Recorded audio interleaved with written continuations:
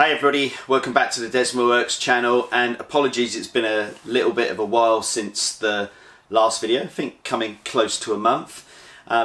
That's unfortunately due to lead times, so just to give a quick update on where I am on each of the pieces of the work that I've been doing in the last few videos.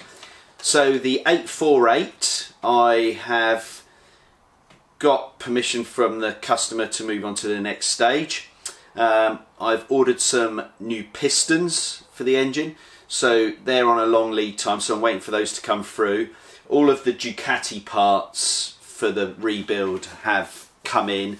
I've got a replacement horizontal pipe, and I've just got to wait on the cylinders being replated, and then that project for that customer should be going back together, so hopefully in the next few weeks. The Hypermotard 1100 bottom end that had been knocking, we've got the replacement crank.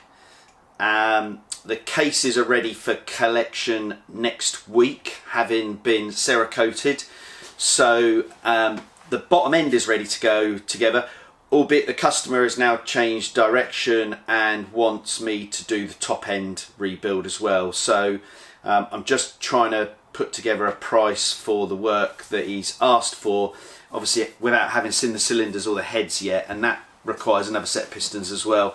So there's a few bits and pieces to do there. So that's coming together. My Panigale bottom end is outside down there, so I've got two of the tools that I needed. I'm just now trying to work out what else I might need to take that bottom end apart, so that's a little bit of a hiatus. I've been out on the Sherco and I've got an issue that I need to show you on that. So I had an idle issue with that after the first time I used it, so I needed to clean out there's a little bit on the side of the throttle body where you clean it out, the fast idle jet I think it is, or like feed. Clean that out, sorted out the idle. And then I've got another customer's engine coming, and this is today's video. So this is a SuperSport 750 IE engine, and there's a few problems with this which I'll take you through in a second. So this is an investigatory teardown. I don't have any costs agreed to go any further at the moment, so I'm just going to be stripping it down for the owner to work out what work is needed, and then have a chat with him as to how far we go. So I'll give you an overview on this in a second. So that's where we're at. So yet another project. So I've got 3 customer pieces of work that have backed up a little bit. Normally I do them in a month and get them back out to the customer, but just due to lead times and supply issues as it stands at the moment with some of the parts, it's caused me a piece where they've overlapped over one another. So this is today's priority, so that I can check what this is and can close this out to understand what pieces of work are needed, and then hopefully the next video will be putting the Hypermotard bottom end together. Fingers crossed. Okay, so let me grab the camera and I'll show you my big problem that I think I might be having with my Sherco, and then I'll talk about the SuperSport 750 engine. Okay, so took the Sherco out for just a road ride the other day after having sorted out the fast idle issue, and parked it up, and I have cleaned this floor once already, but I have oil leaking out of the bike from somewhere. So I'm going to have to take off the sump guard and just have a look underneath. Now hopefully it's just like a sump plug or something that might have just come loose or something, but until I have a look in there I don't know how serious that issue is. So there might be a video coming on a single strip down 300cc single. We'll see. Okay, let's get back onto Ducati things. Okay, so SuperSport 750 engine.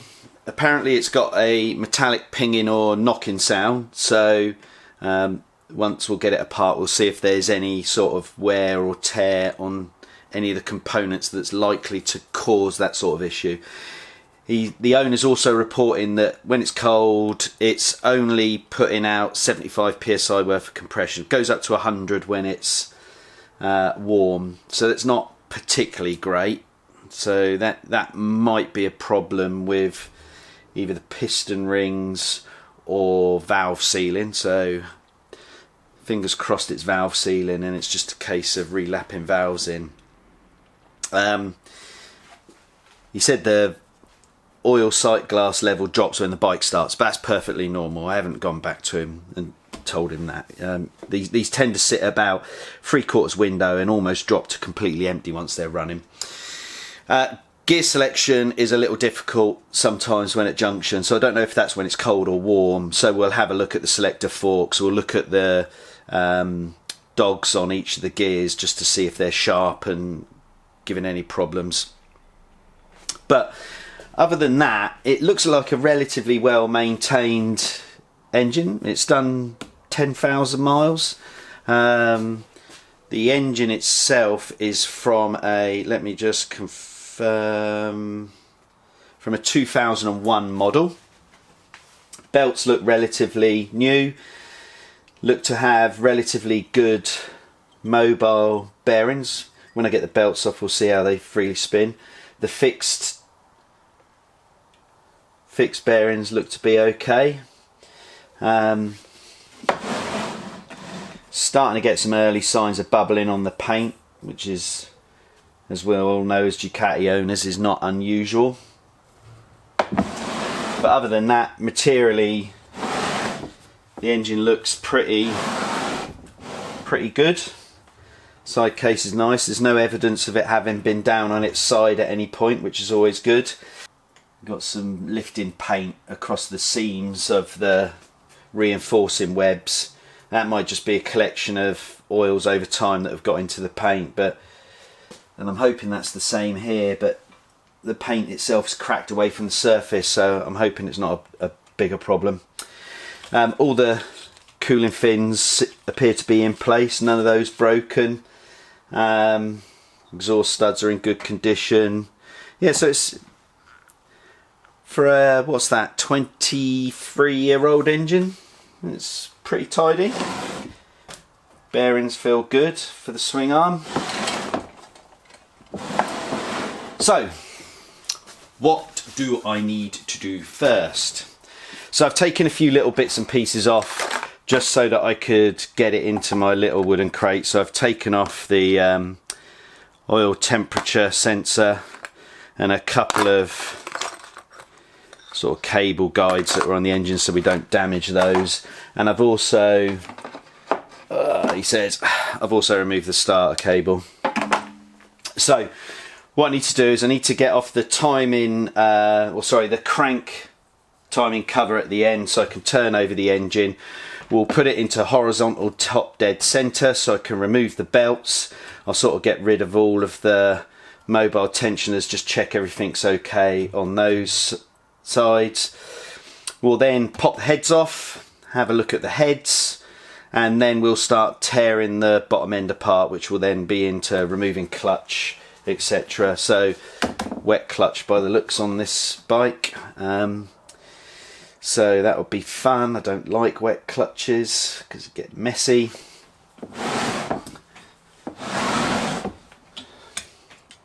Clutch push rod, let's just take that out now, put that to one side. Then obviously we'll take the timing cover, the generator cover side off, strip out all of the generator side of the engine, and then we'll split the cases and have a look at the gearbox, crank, big end bearings and the like. So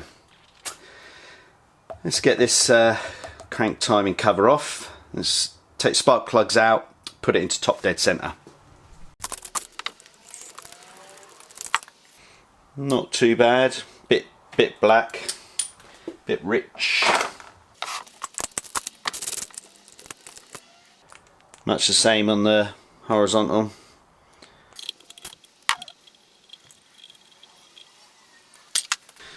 Two little prongs go into the gaps at the end. There we go.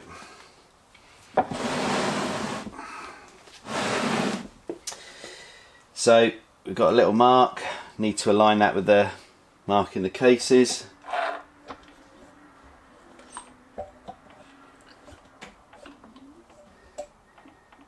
It should be roughly there. Just get a screwdriver and check where it. Horizontal top dead centre. Yep. And opposite end should go all the way down. So we're in top dead centre. Next off, let's loosen up the mobile tensioners and pull the belts.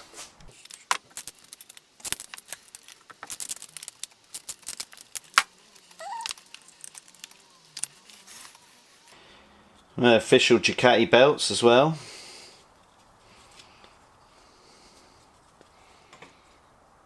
In good condition. Almost a shame. Right, let's take these off.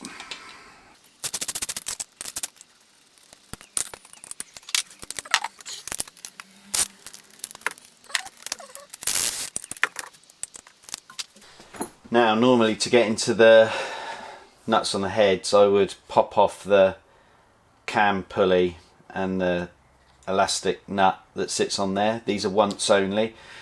What I'm going to do until I've had a chance to look at the heads is I'm just going to try and carefully take the nuts that sit behind the belt cover off without taking the belt cover off, because that way I save this nut for now. Just helps out the customer. So let me grab my head nut tool. Let's try the horizontal head first.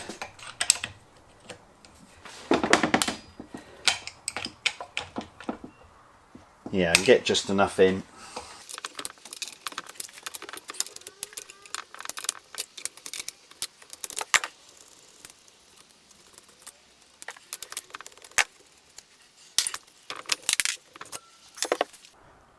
Running a little bit rich, not massively so. Slightly better than I anticipated. Little dowel that's fallen out. Just make sure that keep that good. Let's do the vertical head now.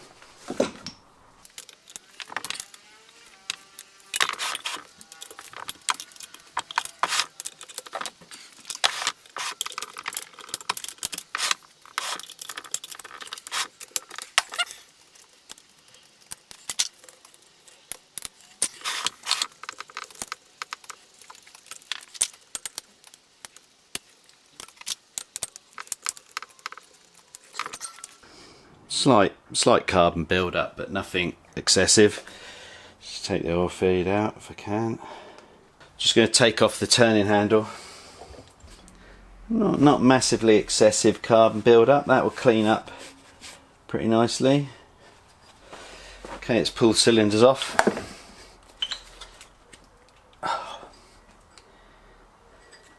Well, they're well and truly stuck down. Okay. A little bit of pressure, nothing major. Just want to undo the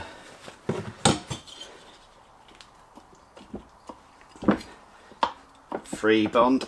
And it's still not wanting to just come around the back face.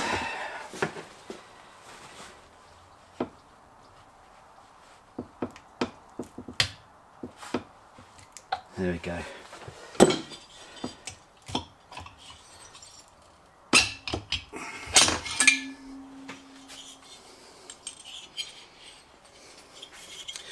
See if I can get this to show on the camera. It's a little bit of vertical scoring. Yeah, in general around it. No excessive lip. I can't feel anything with my fingernail. Oh no, a little bit there. So we'll measure that up in a later. Piston rings are all loose, which is a positive sign. Let's get this one off now.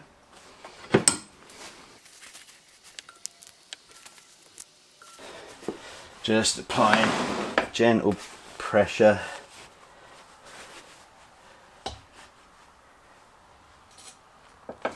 There we go.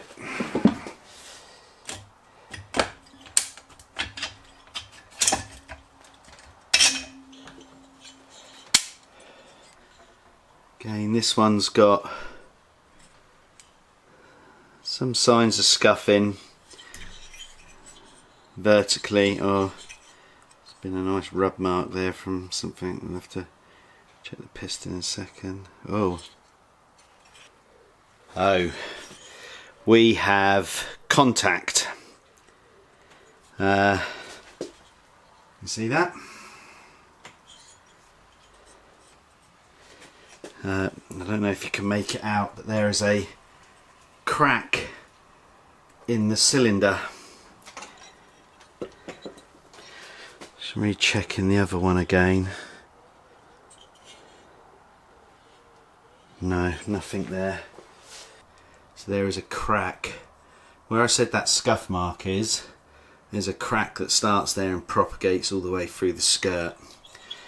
It's not gone all the way through the wall. It has at the very end, but we are very close to a catastrophic failure. That don't look good. There's contact marks there, and we're missing a chunk. That has definitely been contacted. That has been broken. There's a lip on that. So that is definitely been dressed up by somebody. Might be what the knocking is. The oil feed is blocked with sealant. It's not great. I'm going to take the piston off. I think this engine's been damaged before. This engine might have been apart before.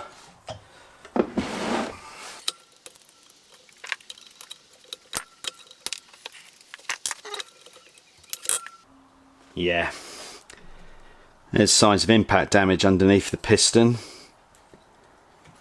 I think that this engine has been damaged, but oh yeah, somebody's been in here before, because there are scrapings from trying to take the gudgeon clip out, and actually that's an aftermarket one, because I've taken obviously that side out. But you can see there's scratch marks on that side, and we have contact damage on the underside of the piston. Such fun. I'm going to get the turning tool again. Yeah, all scratches on the piston where somebody's taken the clip out. Yeah, not on that side though.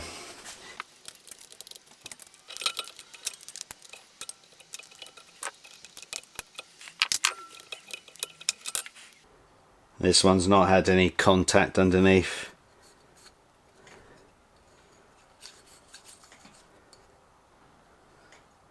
Can't see any signs of damage, but it has. So on the side that I've not taken apart, there's scrapes where somebody's had an attempt to put the gudgeon clip in. And there's an excess of compound that's gone down into the engine, which is typical of a rebuild because you can't control it as much as they do at build. Let me just take the camera off and show you damage. Now hopefully, if I can try and light it from above, that might be better. No, try to do that. Okay, there is contact damage on that web, and then contact damage here on this web of the crank as well. So this is, I mean, you can see where that's been contacting and rubbing because it's generated heat in the crank. Okay, a little bit of further investigation. So we can see that this part of the crank has contacted with the cylinder, and that's damage done to the cylinder, which is not great, and it's also cracked the cylinder wall. Then it's been dressed up and put back in. Now when I put it back on, you can see that this damage sits to the top, so it's quite clear that the crank must have come forward into the cylinder to cause that impact. So my view is that we've got previous main bearing damage has caused the crank to move. It appears solid now. I've just earlier tried to lever the crank up and down and there's no movement in it. So I think the next step now is to strip the bottom end down and see what else we can find. But as it stands at the moment, we've got a damaged horizontal cylinder which is cracked. There's damage on the crank, which may just be superficial and been dressed off, albeit I wonder if the balance, if it's been checked, because it may have been disrupted by some material being taken off. So we'll see. But let's pop the side covers off, and then we will get the clutch and everything off, get the generator off, and then we can hopefully take this, or split the cases and see what damage we've got inside.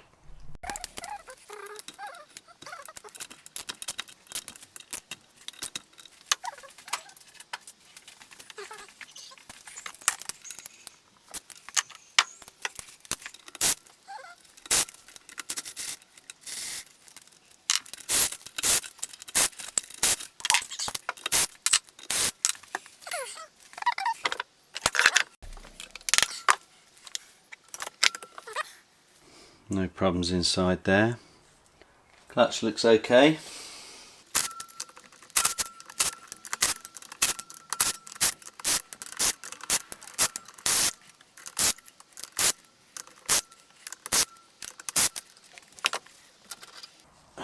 Take it all off as a one-up.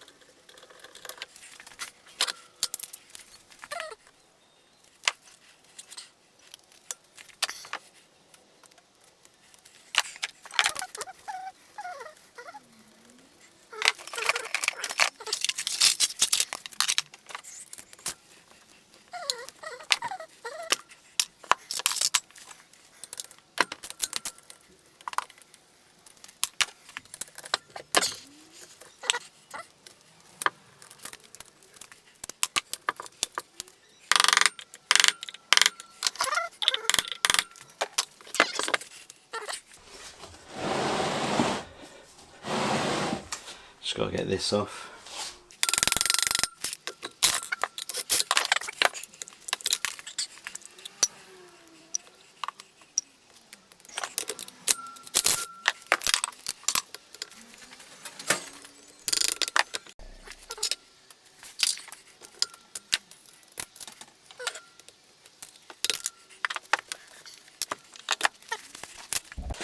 sorry, apologies, I forgot to capture getting that off. I had to, I should point out, I had to just grind back and remove one of the locating bolts, because there's a web on this engine just in the way, slightly more protruding than on most normal engines, so I had to do that. Plus I had to grind away a little bit of the edge here just to get it right in. So I think that might be a case of it being the 750 cases. So we've got that out now. Okay, I'm gonna now split the cases, so I'm going to undo these two bolts here, flip the cases over, and then undo the other side.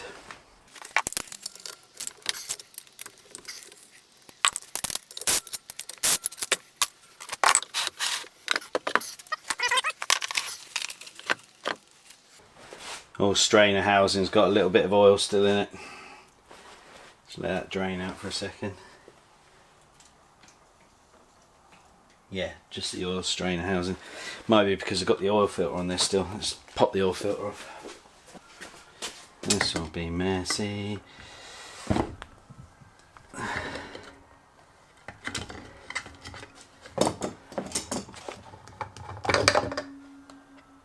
Yeah, it's because the oil filter was still on there. I'll have to clean all that up in a second. Gonna remove the indent spring.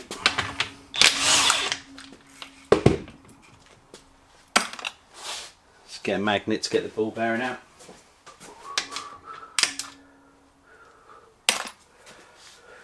Okay, so undo all the case bolts around the outside first.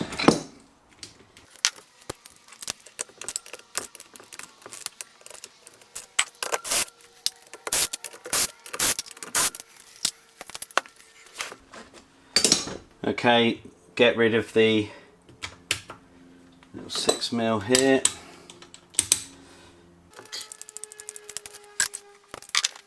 Then the oil screw. And then the other ones.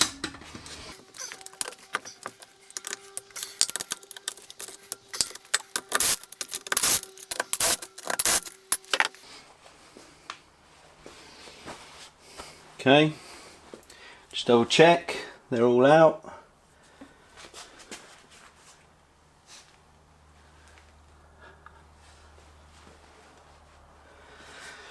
Okay, let's break the case.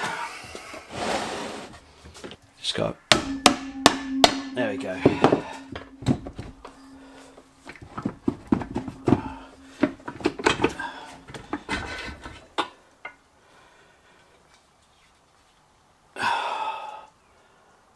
One side case off, put that on the floor for now. There's a little bit more oil in there than I anticipated.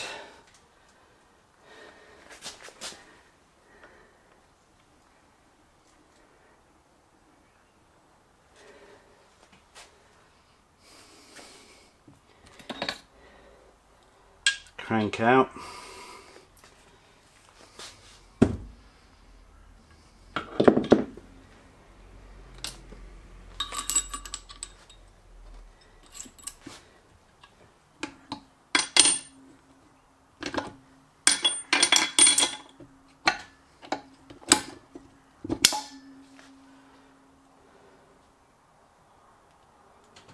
No excessive wear on the gear shifter drum.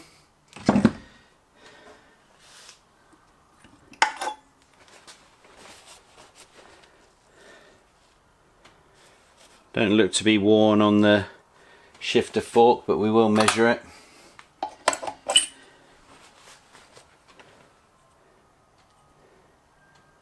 That one's pretty good as well.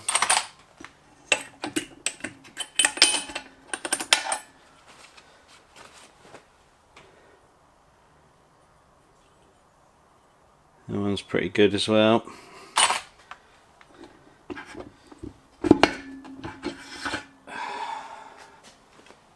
Gear cluster out. Can't see any signs of wear there. All the dogs look really sharp and nice, no blunted edges. Can't see any teeth issue, but I'll do a more detailed inspection off camera.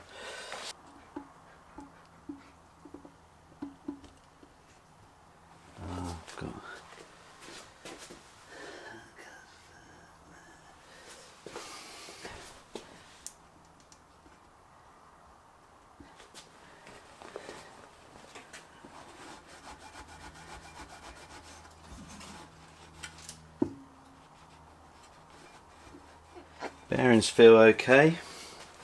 There's no signs of physical damage on that side of the case. A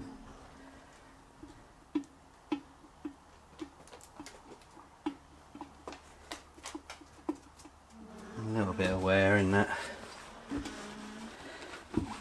bearing.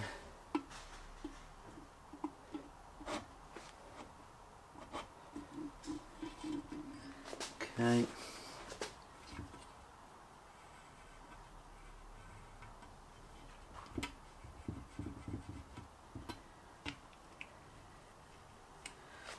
Yeah, not too bad.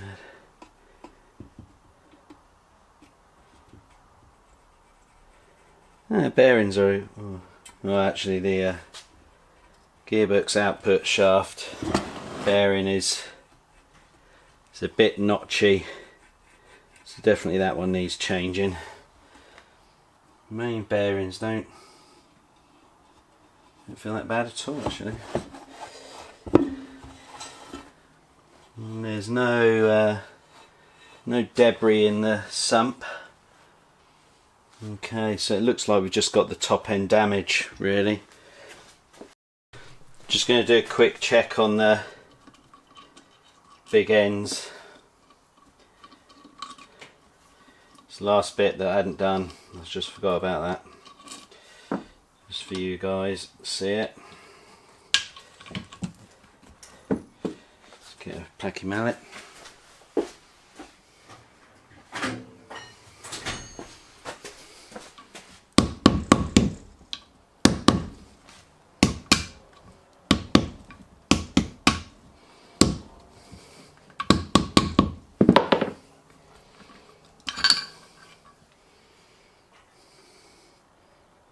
Yeah, it's pretty good. There's some slight rub marks, but it's not all the way through, so yeah, that one's slightly excessively worn, but not through to the bronze.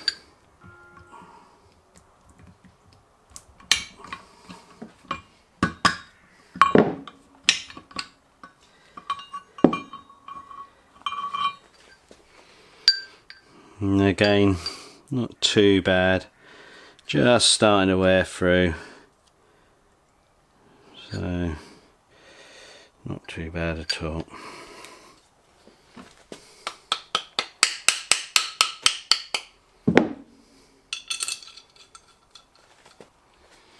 And the main crank journal looks to be okay. I'll just measure it up at some off camera, just check it's all okay within spec. Okay, that's the engine fully stripped. Like I said, I'm going to do some dimensional checks on bits and pieces and feedback to the customer. Okay, that's a wrap there for this video. So, interesting engine split. We appear to have had an engine that's failed before. I think on the main bearings, actually the main bearings that are in the engine now are quite good, so evidently new. Big end bearings somewhere, but not excessive. But as we got the engine apart, I'll recommend that we change those. I'm going to measure up the crank journal just to make sure that that's within spec. Then I will also measure the good vertical cylinder to ensure that's within specs. Hopefully we can just get away with a new set of rings for the vertical cylinder. We're going to have to replace the horizontal cylinder, and hopefully I can get it. Sometimes they come as a set with the cylinder and the piston, so I'm hoping I get a new one of those. I will have a bit more detailed check of the gearbox because he was having an issue with selecting gears. The selector fork itself looks slightly worn, so it might be worth getting a new hook fork, the top part, which you can get separately from Ducati. So hopefully I can just change that out for him, and that will make a big difference in shifting. No damage to the cases, so whatever happened internally with the previous owner or whoever did the work beforehand, there's no damage to the cases. So the other bit I need to do is just check over the heads, make sure everything's within spec there. So I'll be stripping those down. Might film that, so it's another video. But hope you enjoyed that strip down of a 750 SSie engine from a SuperSport bike. If you did, chuck us a like. Please share the video, subscribe if you're not subscribed already, hit the notification bell for more content to come, and thanks for watching. See you on the next video then. Cheers, bye.